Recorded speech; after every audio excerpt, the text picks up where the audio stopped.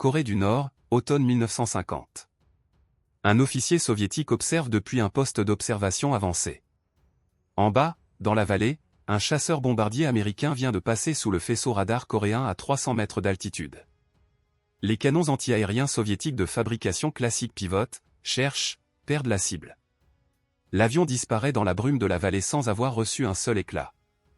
L'officier note quelque chose dans son carnet. Pas le nom de l'avion. Pas l'heure. Juste une altitude, 300 mètres. Et une question sans réponse, comment ferme-t-on ce couloir? Cette question va prendre 15 ans à trouver une réponse. Et cette réponse ne servira jamais là où on l'avait prévu. La guerre de Corée révèle une faille que personne dans l'état-major soviétique ne veut admettre publiquement. L'aviation américaine a découvert quelque chose de simple et de dévastateur, descendre. Les radars soviétiques de l'époque ont du mal à suivre des cibles volant à basse altitude, entre 0 et 1500 mètres. Les canons anti-aériens classiques, conçus pour des cibles prévisibles à haute altitude, réagissent trop lentement contre des avions qui surgissent au ras des collines et disparaissent avant que le pointeur ait fini de tourner sa manivelle. Ce couloir, les pilotes américains l'appellent entre eux la zone de confort. Pour les soviétiques, c'est une humiliation documentée dans des rapports classifiés que personne ne cite à voix haute. Le problème n'est pas nouveau. Pendant la Seconde Guerre mondiale, l'aviation d'assaut à basse altitude avait déjà causé des pertes considérables aux colonnes blindées des deux camps. Mais en 1950, la vitesse des avions à réaction change tout. Un chasseur-bombardier à réaction traversant une zone défensive à 300 mètres d'altitude et 700 km/h laisse au servant des pièces anti-aériennes classiques environ 4 secondes pour réagir. 4 secondes pour repérer, identifier, calculer l'angle de tir, pointer, et ouvrir le feu. C'est mathématiquement insuffisant avec les systèmes existants. L'officier soviétique en Corée ne fait pas que noter une altitude. Il documente l'obsolescence d'une doctrine entière. Moscou reçoit les rapports. La réaction du commandement est caractéristique de la façon dont le système militaire soviétique traite les mauvaises nouvelles. On classe les rapports, on ouvre une commission, et on attend que quelqu'un formule une solution avant d'admettre qu'il y a un problème. Ce n'est qu'à la fin des années 50 que le Bureau des études militaires formule un cahier des charges précis. Ce cahier des charges est remarquable non pas par ce qu'il demande, mais par le fait qu'il demande tout en même temps, ce qu'aucune machine existante ne peut faire. La machine demandée doit se déplacer avec les colonnes blindées sans ralentir leur progression. Elle doit détecter des cibles à basse altitude par ses propres moyens, sans dépendre d'un radar extérieur qui peut être détruit ou brouillé. Elle doit ouvrir le feu dans les secondes qui suivent la détection, pas dans les minutes. Et elle doit saturer l'espace avec suffisamment de métal pour compenser l'imprécision inhérente au tir sur des cibles rapides et manœuvrantes. Chacune de ces exigences prises séparément est réalisable. Ensemble, elles décrivent une machine qui n'existe nulle part dans le monde en 1958. L'usine de Mytishchi, au nord de Moscou, reçoit le contrat pour le châssis. Le bureau d'études travaille sur une plateforme dérivée des véhicules blindés légers existants, capable de porter le poids du système d'armes et de son radar sans perdre la mobilité exigée. Ce n'est pas la partie la plus difficile. La partie difficile, c'est la tourelle. 4 canons de 23 mm sur un affût unique, alimentés de façon continue, refroidis pendant le tir, contrôlés par un système électronique qui reçoit les données du radar et corrige automatiquement la visée. En 1960, ce niveau d'intégration entre le radar, le calculateur et les armes n'est pas ordinaire. Les ingénieurs travaillent sur quelque chose qui ressemble plus à un système de contrôle de feu d'avion de chasse qu'à une pièce d'artillerie anti-aérienne traditionnelle. Les essais commencent dans la première moitié des années 60. Les résultats sont suffisamment convaincants pour que le programme soit accéléré. En 1965, la ZSUE 23-4 est officiellement adoptée par l'armée soviétique sous le nom de Shilka, du nom d'une rivière de Sibérie orientale. La machine pèse 20 000 kg. Elle peut se déplacer à 44 km/h sur route. Son radar détecte les cibles jusqu'à 18 km. Ces 4 canons peuvent envoyer jusqu'à 4000 projectiles par minute dans un couloir d'altitude allant du sol à 1500 mètres. Ce couloir précis. Celui que l'officier soviétique avait regardé se vider en Corée 15 ans plus tôt. Ce qui se passe ensuite est la définition parfaite de l'ironie militaire. La Shilka entre en service dans les divisions blindées soviétiques stationnées en Europe centrale. Ces équipages s'entraînent sur les plaines d'Allemagne de l'Est, simulant la défense de colonnes de TE-54 contre des chasseurs-bombardiers de l'OTAN qui surgiraient des collines boisées de Thuringe. Les scénarios d'exercice sont précis, documentés, répétés des centaines de fois. L'ennemi dans ces scénarios pilote des F-104 Starfighter et des Mirage 3. Il attaque depuis le nord-ouest. Il utilise le relief pour masquer son approche. Pendant ce temps, à 10 000 km, dans la jungle du delta du Mécogne, des pilotes américains attaquent des cibles au sol en piqué à 300 mètres d'altitude. Les canons anti-aériens nord-vietnamiens traditionnels les touchent parfois. Parfois seulement. Le couloir existe là aussi. Et quelqu'un à Moscou a commencé à faire des calculs différents. En 1965, la même année où la Shilka entre officiellement en service dans les unités soviétiques en Europe, les premiers matériels militaires soviétiques avancés commencent à transiter vers le Nord-Vietnam par voie ferroviaire depuis la Chine. Ce ne sont pas encore des ZSU-23-4. Mais les décisions qui vont envoyer la Shilka au Vietnam sont déjà prises dans des bureaux que les équipages qui s'entraînent sur les plaines d'Allemagne de l'Est ne connaîtront jamais. La machine a été construite pour une guerre précise, contre un ennemi précis, sur un terrain précis. Tout est documenté, planifié, répété. Il manque une seule chose à ce plan parfait, que cette guerre ait réellement lieu. Ce qui va se passer à la place, personne dans ces bureaux de Moscou ne l'a prévu. Et la Shilka non plus. Hanoï, 1966. Dans un entrepôt sans fenêtre à la périphérie de la ville, des techniciens nord-vietnamiens découvrent sous des bâches de camouflage quelque chose qu'ils n'ont jamais vu. Pas un canon anti-aérien classique avec sa silhouette familière de tube unique pointé vers le ciel. Une tourelle basse, 4 canons serrés, un radar replié sur le flanc comme une antenne d'insecte. Le chef de groupe pose la main sur le métal encore froid du transport. Il ne sait pas encore que cette machine va forcer la plus grande puissance aérienne du monde à changer de comportement. Les soviétiques n'envoient pas la Shilka au Vietnam par générosité idéologique. Ils l'envoient parce que le Vietnam est un laboratoire. Nulle part ailleurs au monde il n'existe en 1966 une concentration aussi dense d'aviation américaine de combat opérant dans des conditions réelles contre une défense au sol active. Les rapports qui remontent à Moscou depuis les conseillers soviétiques présents sur place valent infiniment plus que n'importe quel exercice sur les plaines d'Allemagne de l'Est. L'Union soviétique est officiellement en paix avec les États-Unis. Ces conseillers au Vietnam n'existent pas selon la terminologie diplomatique. Et ces machines apprennent en silence ce qu'aucun manuel ne peut enseigner. Le problème que la Shilka doit résoudre au Vietnam est exactement celui pour lequel elle a été construite, mais dans un environnement que personne à Moscou n'avait modélisé. Les pilotes américains qui opèrent au-dessus du Nord-Vietnam en 1966 ne volent pas comme des chasseurs bombardiers de l'OTAN sur les plaines d'Europe centrale. Ils plongent entre les collines, suivent les cours d'eau, surgissent au ras de la végétation. La jungle fait ce que le relief allemand était censé faire dans les scénarios d'exercice. Et les AE-4 Skyhawk, les F-105 Thunderchief, les F-4 Phantom travaillent souvent en dessous de 500 mètres pour éviter les missiles solaires qui opèrent à plus haute altitude. Ils sont donc exactement dans le couloir. Les premiers engagements donnent des résultats que les conseillers soviétiques transmettent avec soin. La Shilka détecte, pointe et ouvre le feu dans un délai qui laisse aux pilotes américains un temps de réaction insuffisant pour une manœuvre d'évitement efficace. Ce n'est pas que les pilotes manquent de compétences. C'est que la physique ne leur laisse pas le temps nécessaire.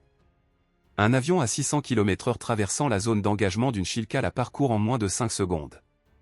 La rafale de 23 mm n'a pas besoin d'être précise. Elle a besoin d'être dense. Et 4000 projectiles par minute dans un couloir étroit, c'est de la densité.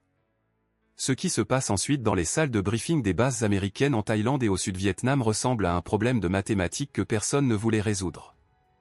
Les altitudes de travail qui permettaient d'éviter les missiles solaires SAO-2 plaçaient les avions exactement dans la zone d'efficacité maximale de la Shilka. Les altitudes qui permettaient d'éviter la Shilka les renvoyaient dans la zone des SAO-2. Il n'existe pas d'altitude qui évite les deux simultanément. Ce n'est pas un accident de conception. C'est de l'architecture. Le Pentagone réagit de la façon dont les grandes institutions réagissent aux problèmes qu'elles ne peuvent pas nier, il classe l'information, ouvre une étude, et modifie les procédures sans expliquer publiquement pourquoi. Les pilotes reçoivent de nouvelles consignes sur les altitudes minimales d'approche en zone défendue. Ces consignes ne mentionnent pas la ZSU-23-4 par son nom dans tous les documents accessibles aux équipages. Elles mentionnent une menace anti-aérienne de basse altitude de nouvelle génération. La traduction pratique est simple, ne plus descendre en dessous d'un certain seuil au-dessus des zones défendues.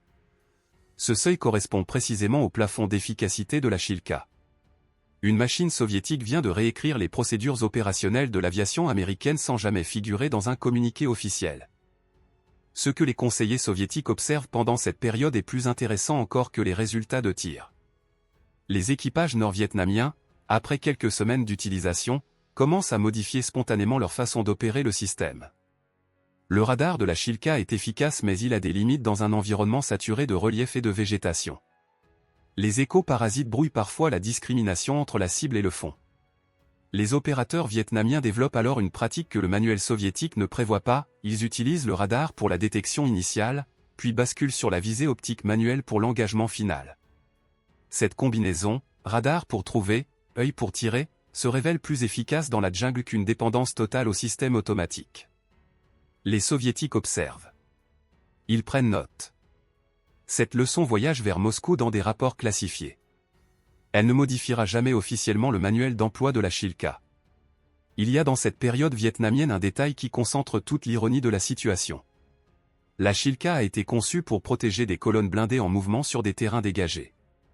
Au Vietnam, elle est souvent utilisée en position fixe, camouflée, intégrée dans un réseau défensif statique autour des sites industriels et des nœuds de transport du Nord-Vietnam. Elle ne protège pas des chars. Elle protège des ponts, des dépôts de carburant, des gares de triage. La doctrine d'emploi mobile et dynamique imaginée à Moscou a été remplacée par une utilisation statique et dispersée décidée à Hanoï. Et dans ce rôle qu'elle n'était pas censée tenir, elle excelle. En 1968, un rapport américain d'analyse des pertes aériennes au-dessus du Nord-Vietnam identifie la ZSU-23-4 comme l'une des menaces ayant entraîné le plus de modifications tactiques dans les profils de mission. Pas la menace qui abat le plus d'avions en valeur absolue. La menace qui change le plus de comportement. C'est une distinction importante. Une arme qui tue des avions est dangereuse. Une arme qui force une aviation entière à voler différemment est stratégique. La Shilka repart du Vietnam avec un bilan que Moscou considère comme satisfaisant. Ses performances au combat ont confirmé le concept. Ses limites ont été identifiées. Et quelque chose d'inattendu s'est produit, la machine a prouvé qu'elle pouvait être adaptée par des opérateurs que personne n'avait formés selon les standards soviétiques, dans des conditions que personne n'avait prévues. Cette flexibilité non planifiée va bientôt être mise à l'épreuve dans un désert. Contre une aviation dont les pilotes ont déjà survécu à une guerre. Et qui ne feront pas deux fois la même erreur. Sinaï, 6 octobre 1973, 5h45 du matin. Un officier de renseignement israélien reçoit une confirmation que ses supérieurs attendaient depuis 48 heures, l'attaque aura lieu aujourd'hui. Il transmet l'information vers le haut de la chaîne. La réponse qu'il reçoit en retour reflète 19 ans de confiance accumulée dans la supériorité aérienne israélienne, l'aviation se chargera du reste. Cette certitude va coûter très cher avant la fin de la journée. Ce que les planificateurs israéliens savent sur la défense antiaérienne égyptienne en octobre 1973 est techniquement correct. Ce qu'ils ne savent pas, c'est comment ces éléments fonctionnent ensemble.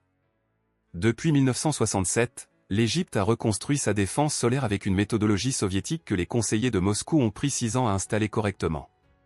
Le SAO-2 couvre les hautes altitudes. Le SAO-6 système plus récent et plus mobile, couvre les altitudes moyennes.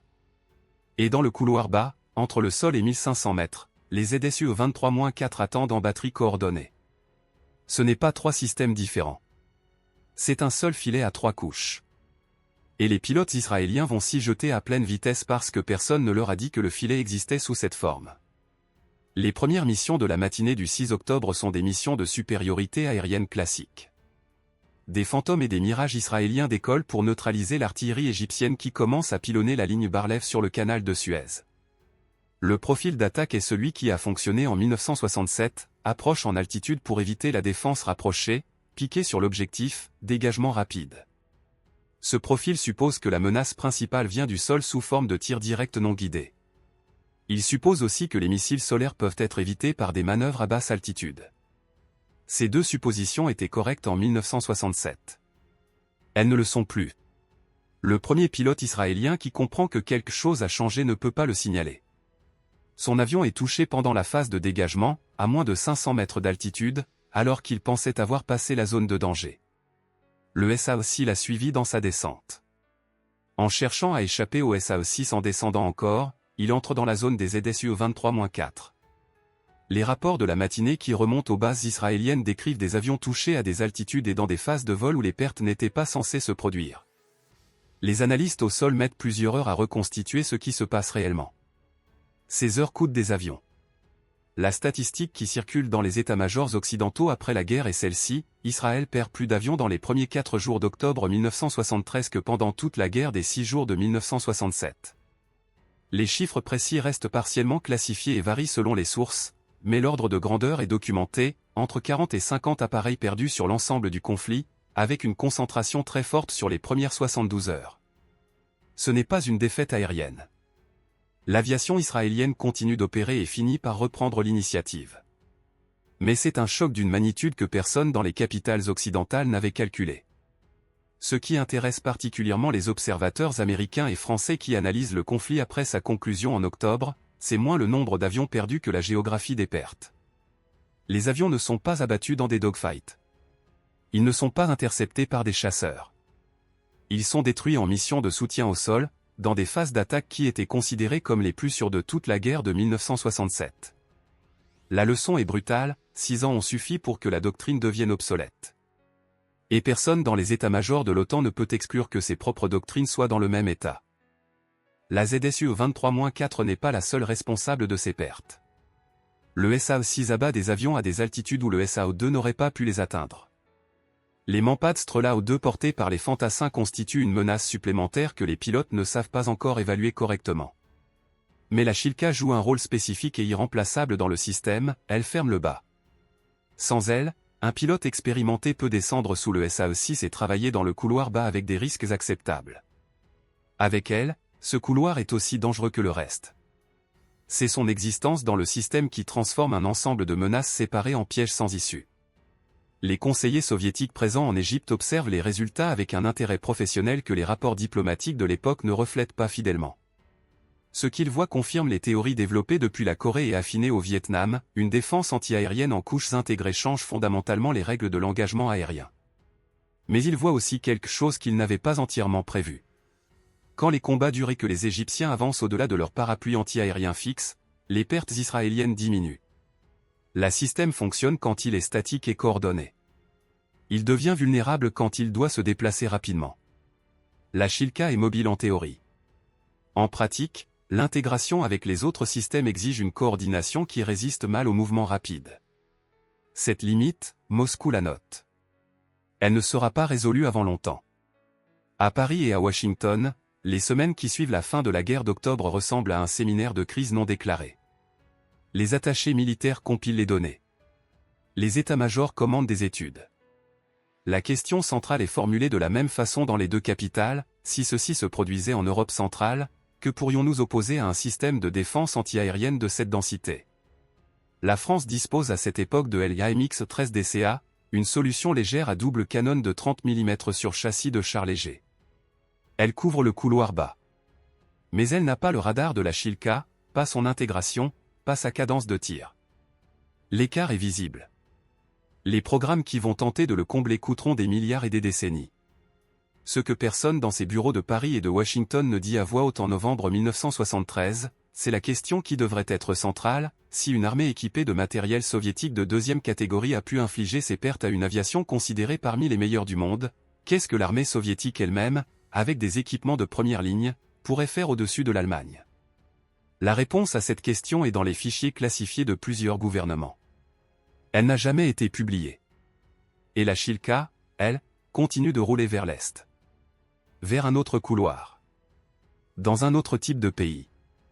Où il n'y a pas d'avion. Province de Cunard, hiver 1981. Une colonne soviétique progresse sur une piste qui longe le fond d'un ravin. Les parois rocheuses montent à plus de 500 mètres de chaque côté. Le commandant de colonne cherche ses Shilka du regard. Il les trouve en queue de convoi, tourelles pointées vers le ciel selon le manuel. Il donne un ordre qui n'existe dans aucun règlement militaire soviétique: faites pivoter les canons vers les crêtes. Les opérateurs se regardent. Puis ils obéissent. L'Afghanistan pose à la Shilka un problème d'une simplicité cruelle.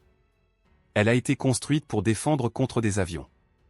En Afghanistan, les soviétiques ont la supériorité aérienne totale. Les moudjahidines n'ont pas d'aviation. La menace ne vient pas du ciel. Elle vient des hauteurs, ce qui est différent. Les positions de combat sont sur des crêtes à 800, 1000, parfois 1500 mètres au-dessus des routes que les convois doivent emprunter. Les armes légères, les RPG, les mitrailleuses lourdes tirent depuis des angles que l'artillerie tractée atteint difficilement et que les chars atteignent encore moins. Il faut un système capable de pointer très haut, de tirer très vite, et de saturer une position rocheuse en quelques secondes. La Shilka peut faire tout cela. Son manuel ne le mentionne pas. La cadence de tir est l'élément décisif dans ce contexte inattendu. 4000 projectiles par minute signifie que dans une rafale de 3 secondes, 200 obus de 23 mm frappent une zone de quelques mètres carrés.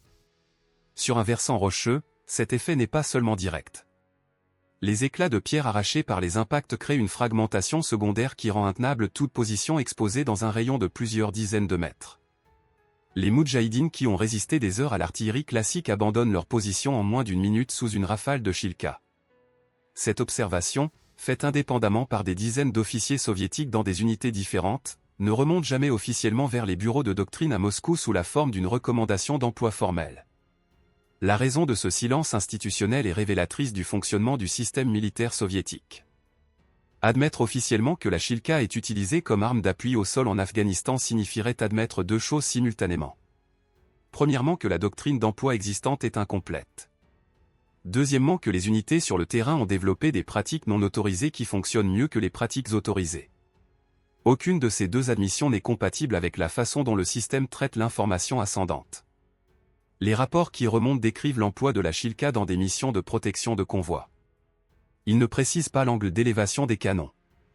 Le savoir reste dans les têtes des hommes qui ont survécu au ravin du Kunar.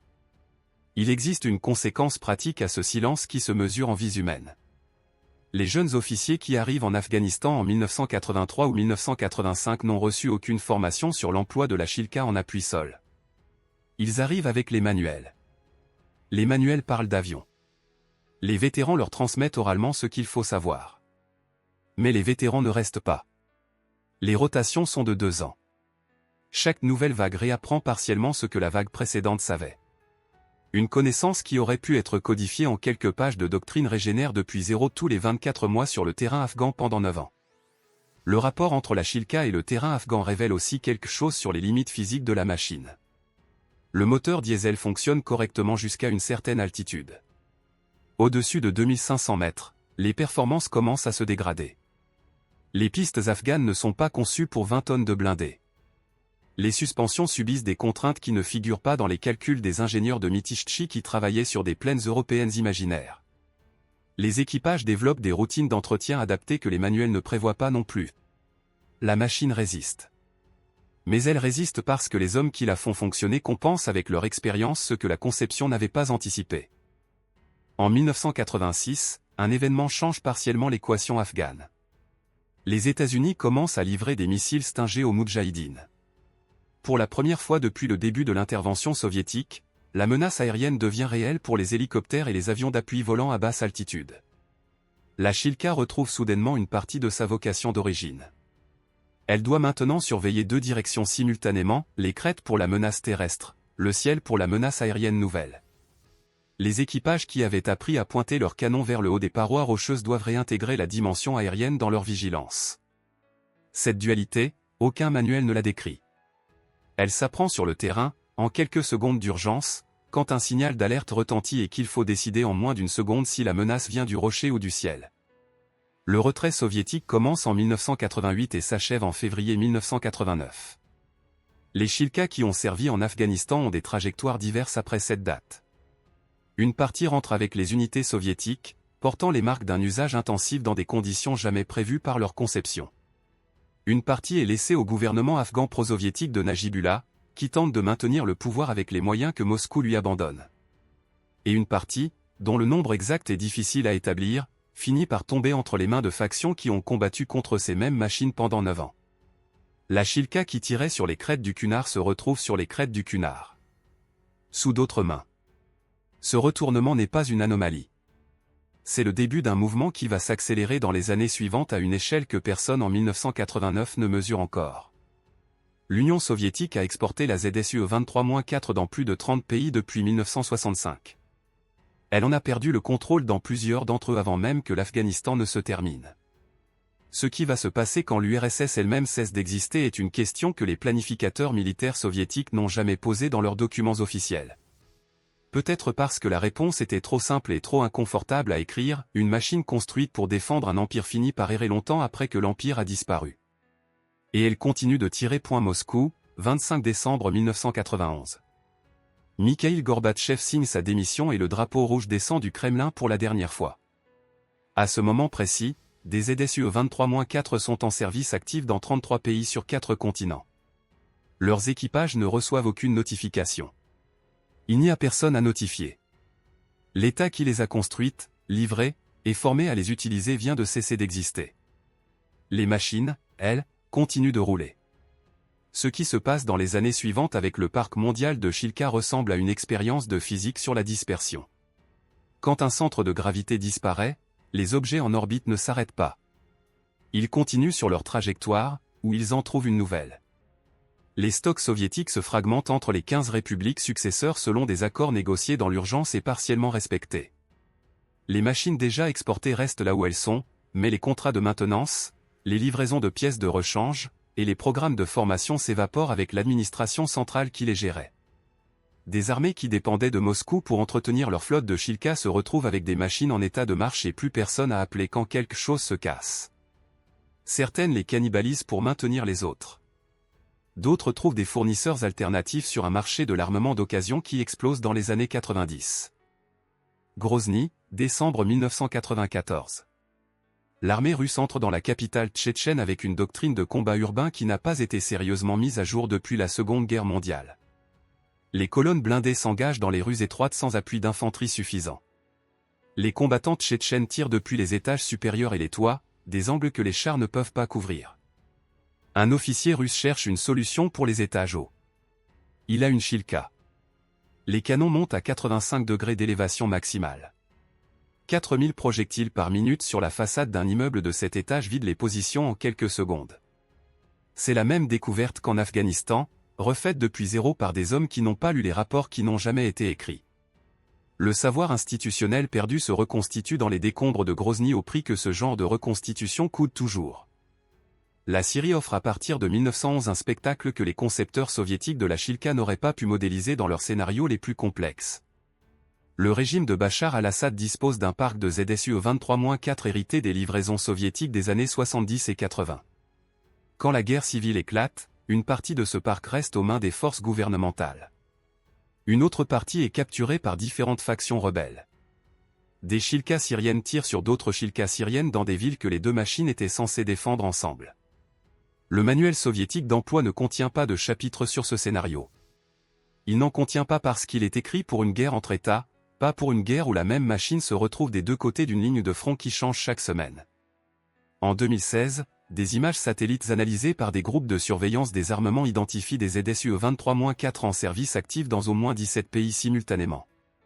Parmi ces pays figurent des États qui se font la guerre entre eux, des États sous embargo international, et des États dont les gouvernements ont changé 2 ou 3 fois depuis la livraison originale des machines.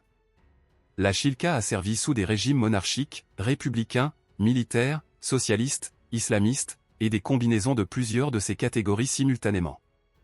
Elle a été repeinte aux couleurs de drapeaux qui n'existaient pas quand elle a été construite. Elle a tiré pour des causes que ses concepteurs auraient approuvées et pour des causes qu'ils auraient condamnées avec la même énergie. La machine n'a pas d'opinion sur la question. Ukraine, février 2022. Les premières images de la guerre apparaissent sur les réseaux dans les heures qui suivent le début de l'invasion russe. Parmi elles, des Chilkas en mouvement sur des routes ukrainiennes. Des deux côtés. L'armée russe en utilise pour la défense antiaérienne rapprochée de ses colonnes. L'armée ukrainienne en utilise également, issue de ses propres stocks hérités de l'ère soviétique, pour la même fonction contre les drones et les hélicoptères russes volant à basse altitude. La machine créée pour défendre des colonnes blindées soviétiques en Europe centrale défend maintenant des colonnes blindées contre des forces russes en Ukraine. La symétrie est absolue et absurde simultanément. Ce qui se passe au-dessus de l'Ukraine en 2022 change partiellement la lecture des performances de la Chilka. Les drones de combat et de reconnaissance qui saturent ce champ de bataille volent lentement, à basse altitude, avec des signatures radar faibles. Ce profil correspond précisément à la zone d'engagement pour laquelle la Chilka a été conçue. Une machine de 60 ans se révèle pertinente contre une menace que personne n'avait anticipée en 1965 parce que les drones militaires tactiques n'existaient pas encore. La doctrine change autour d'elle. Les adversaires changent. La machine reste dans son couloir, entre le sol et 1500 mètres, et fait ce qu'elle a toujours fait. Il y a une dernière ironie dans cette histoire qui commence en Corée, traverse le Vietnam, le Sinaï, les montagnes afghanes, les rues de Grozny, les déserts syriens, et aboutit en Ukraine. L'officier soviétique qui notait une altitude dans son carnet en Corée du Nord en 1950 travaillait pour un État qui voulait défendre ses alliés et étendre son influence. La machine qu'il a contribué à faire naître a effectivement défendu des alliés et étendu une influence, mais rarement ce que Moscou avait prévu, et jamais exactement de la façon prévue. Elle a fini par combattre en Europe, là où tout avait commencé dans l'imagination des planificateurs. Mais en 2022, elle ne défend plus un empire. Elle défend contre les héritiers de cet empire. Et personne n'a écrit de manuel pour ça non plus.